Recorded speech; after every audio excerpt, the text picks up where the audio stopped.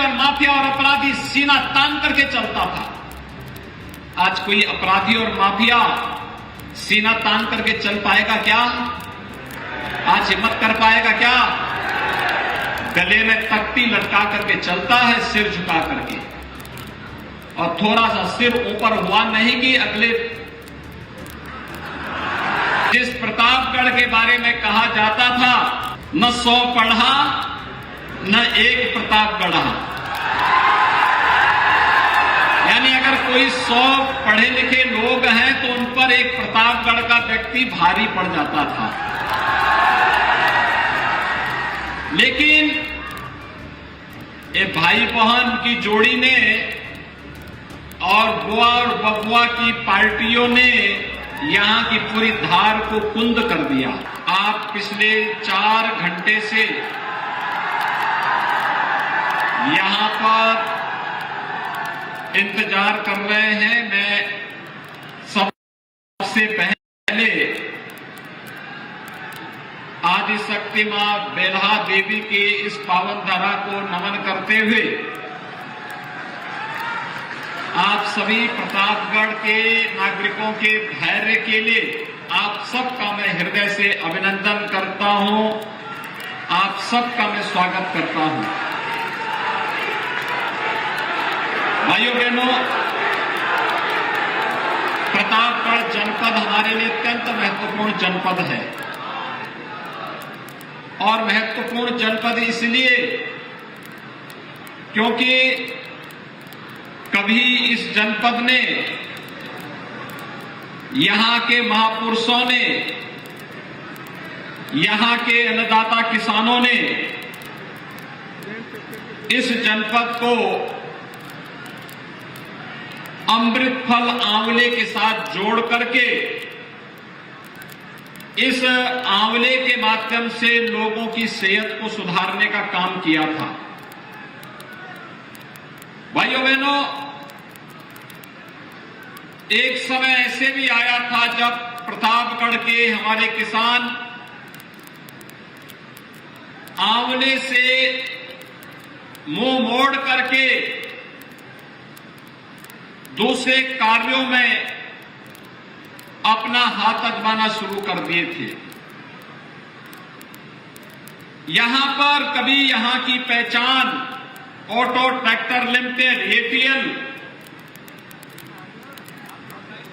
की बंदी के बाद प्रतापगढ़ ऐसा लगा कि जैसे जिस प्रतापगढ़ के बारे में कहा जाता था कि 100 पढ़ा न एक प्रताप गढ़ा, यानी अगर कोई 100 पढ़े लिखे लोग हैं तो उन पर एक प्रतापगढ़ का व्यक्ति भारी पड़ जाता था। लेकिन ये भाई बहन की जोड़ी ने और बुआ और बबुआ की पार्टियों ने यहां की पूरी धार को कुंद कर दिया। एपीएल बंद कर दिया। आंवले की जो खेती होती थी किसानों ने मुंह मोड़ दिया, और विकास के कार्यों के बारे में क्या था, यहां तो फिरौती वसूली जाने लग गई थी। रंगदारी का धंधा शुरू हो गया। व्यापारी परेशान, बेटियां स्कूल नहीं जा पाती थी। नौजवानों को जिनके हाथों में स्कूल हो, जिनके पास जाने के लिए स्कूल होना चाहिए था, उनके हाथों में तमंचे पकड़ाए जाने लग गए। एक कांग्रेस सपा बसपा ने ऐसे ही पूरे प्रदेश को बर्बादी के लिए कोई पोर कसर नहीं छोड़ा। आज भाइयों बहनों, एपीएल के स्थान पर इंडस्ट्रियल पार्क बनाने की कार्रवाई प्रदेश की डबल इंजन की सरकार कर रही है। राम वनगमन पथ यहीं से होकर के अयोध्या से प्रतापगढ़ होते हुए ही चित्रकूट के लिए जा रहा है। इसको 4 लेन के रूप में बनाने की कार्रवाई डबल इंजन की भाजपा की सरकार कर रही है। गंगा एक्सप्रेसवे मेरठ से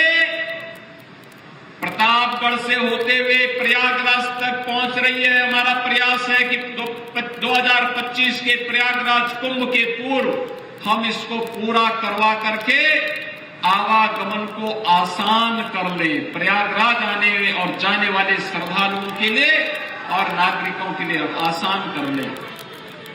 यहां के बाईपास के विस्तार को स्वीकृति दे दी गई और कोई सोचता था कि प्रतापगढ़ में भी मेडिकल कॉलेज होगा। अब तो प्रतापगढ़ का अपना मेडिकल कॉलेज भी हो गया है।